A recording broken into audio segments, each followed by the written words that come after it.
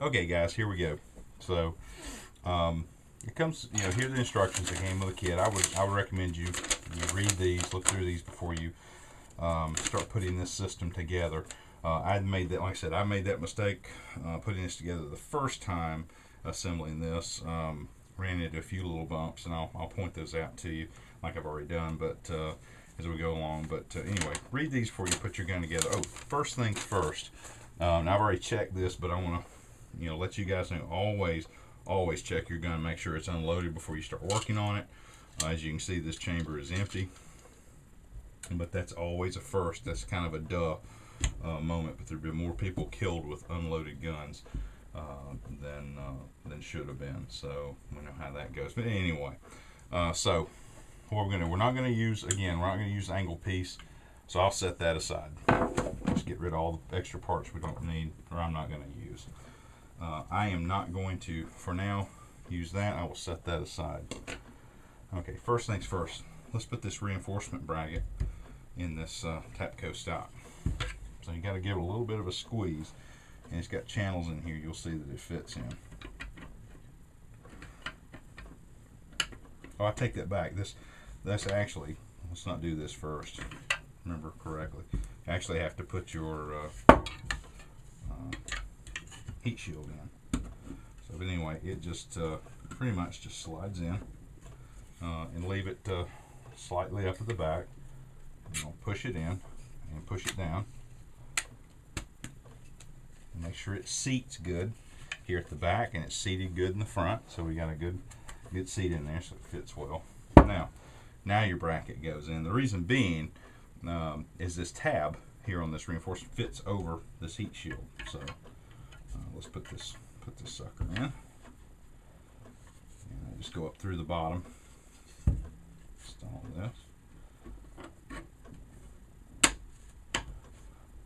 Like I said, this Tapco stock is really well made. I'll have to give it to Tapco. They have done their homework. They have done a great job making these parts. The clearances and tolerances are very good. Again, these parts, I haven't modified anything here. This all just pops together. Again, make sure that tab is over the back of that heat shield there to lock it in. Now the next thing we want to do is take our screws. I don't know if you can see those. I don't know if it's off camera or not. We take our two screws here with the washers, and let's line up our holes and let's put it together. And again, guys, use the parts from Tapco. I tried to use the Ruger stainless screws and ran into a problem with those. They protruded, and I'll show you this here in just a moment. They protruded on the inside of the reinforcement bracket and actually prevented the trigger housing from going into and locking into place. I mean, it wouldn't go. It just, I thought, well, it's just me. I'm not, I had done this enough times. I don't know what I'm doing, but it just seemed really overly difficult. And I just don't remember, even on my M1 Garand, I don't remember the housing, but they're very similar, same action. I don't remember it being that difficult. So anyway, so you got those in tight. And here's what I was talking about. Those screws protruded here and here, preventing that trigger housing from going in there and locking in. So that done. And I'll say, guys, I know this is my second run on this, but I'm telling you, the first time I put this together, other than just these screws, troubles with this stuff popped together. So this is a very well made bolt-on, drop-in kit for this gun. Okay, so now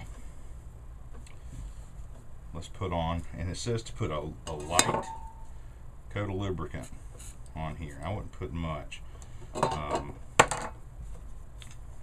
open that up, and this is where we're going to use our 3/8 inch socket.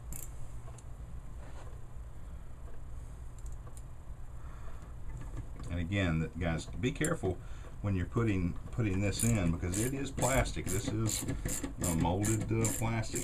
Doesn't have a steel sleeve on that part, so you can strip it out.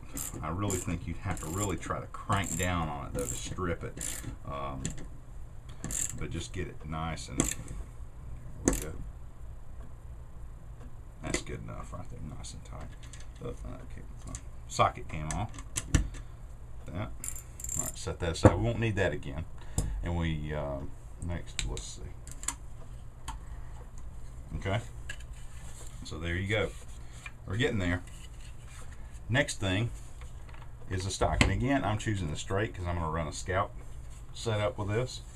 And this part goes in. I've seen some guys on the internet, other YouTube videos on here have a little bit of difficulty. You can see I'm pushing on it. Now I put this in. This is the second time. The first time I put this in, I had to use my hammer and just give it. Actually, let's take this off. If you will pull up on this piece, this whole back stock will come off, just like that. And just take your hammer,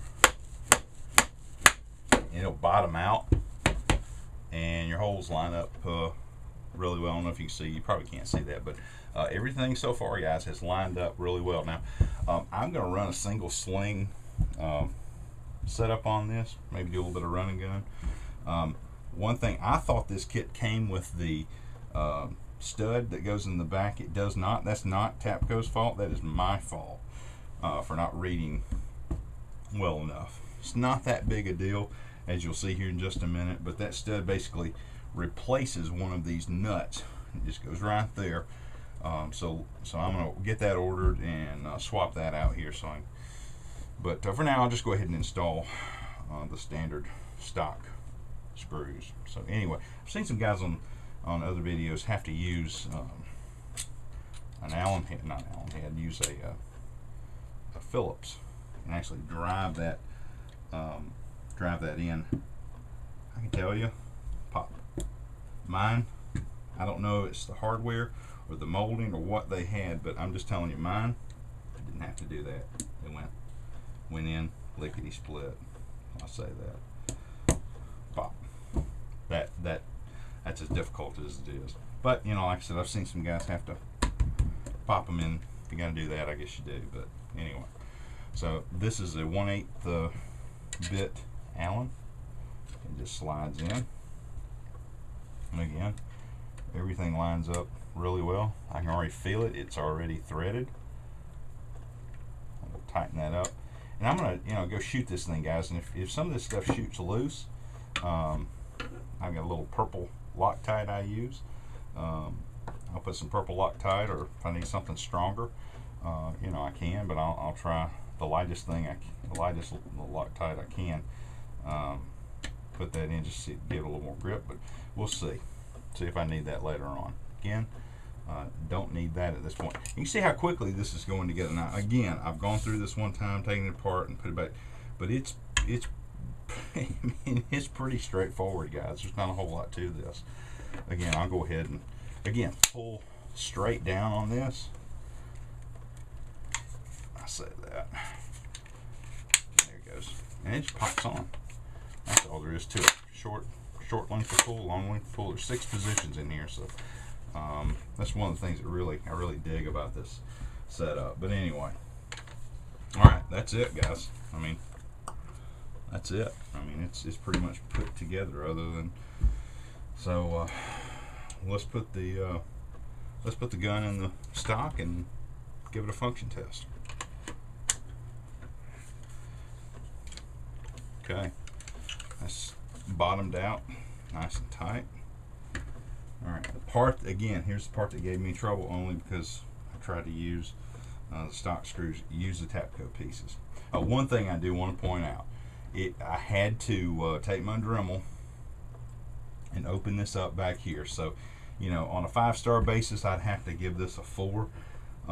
If you didn't have a Dremel and didn't have you just wanted a totally drop-in piece. Now, this is an older Mini. If you had a newer Mini, the trigger housing, the back trigger housing may be a little bit different. I'm not sure, but I had to open that up just ever so slightly. Maybe a 1/16 of an inch, maybe. But I took my Dremel with this little bit on it, and I just routed it out till it was smooth and had plenty of clearance. Again, 4 out of 5. I'd have to give it a 4 because of that. That is the only thing that I've had to do to this stock. You know, really, that doesn't make me happy. I don't particularly care when I buy something that's bolt on, drop on. That's exactly how I want it to be. It doesn't always work out that way, and if you've ever worked on guns or done any of that, then you know that too. But minor issue for me. You take it to, you can rate that however you want. But anyway, so that fits trigger housing. Anyway, trigger housing goes in, locks in, and there it is, guys. That is the Tapco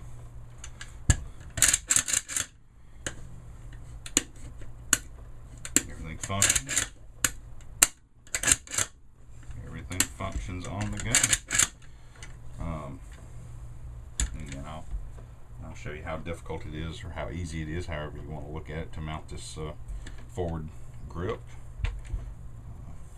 Just choose it has the screw to go through it, so it lines up in this rail just like most mounts.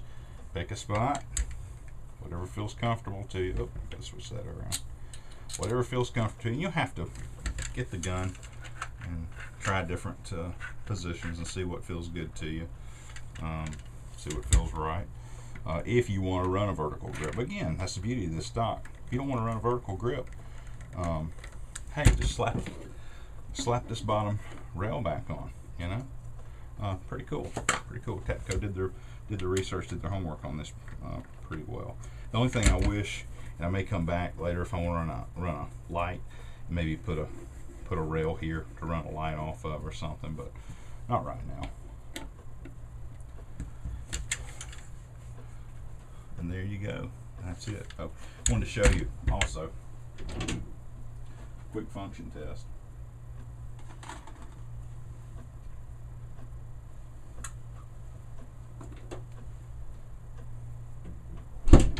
Quick function test. This is a Pro Mag 10 round magazine.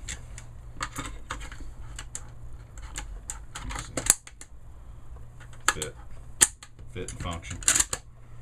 Everything functions on the rifle. So it's a good mag. I don't have any. I want some of the new Ruger 20 round mags, but don't have the money for that right now. They're about $30 a pop. You know, and I've got 4 of these. I may go down to the local gunsmith, still have the bags they came out of, see if he'll swap me a couple of them out, maybe do a little trading. But I don't know. These 10 round magazines work great in this gun. And of course, I've got 2 5-round magazines for hunting. Again, like I said, I do use this rifle for hunting, small deer, short distances. You know, be realistic when if you use this gun to hunt with at all, guys, because it's, you know, out past about, you know, I guess about 200 yards. You're going to be pushing it. I probably wouldn't even shoot that far, you know, 150 yards at the most. But anyway, it's a different subject. But that's it, guys. Here, let me get the camera. That's my experience, and here we go. There's the finished system, and you can see the fit and finish. Let's see if I can flip a switch here on the camera. Go to the fit and finish is really, really nice on all of these parts, and high quality. So, but I don't know. Hope that was helpful. Again, you know, not doing anything any better, any worse, hopefully, than anyone else who's worked on putting a Tapco stock on their Mini. But that's just my experience with it, and just want to share that with you. You see, it's pretty much a drop-in kit. Had that one little issue back here. If you got a newer Mini, may not be an issue at all. You know, the cool thing is Ruger's coming out with the new Tactical Mini 30. You know, I already talked to my gunsmith about maybe doing something with a flash suppressor and different sight up here, but by the time I do all that, I can probably trade out. But I love this rifle. Shoots great, and that's going to be a blast to shoot with this Tapco stock on here. So all right, y'all take care. Hope you enjoyed this video. Hope it was informative, and good shooting. Be safe, and God bless.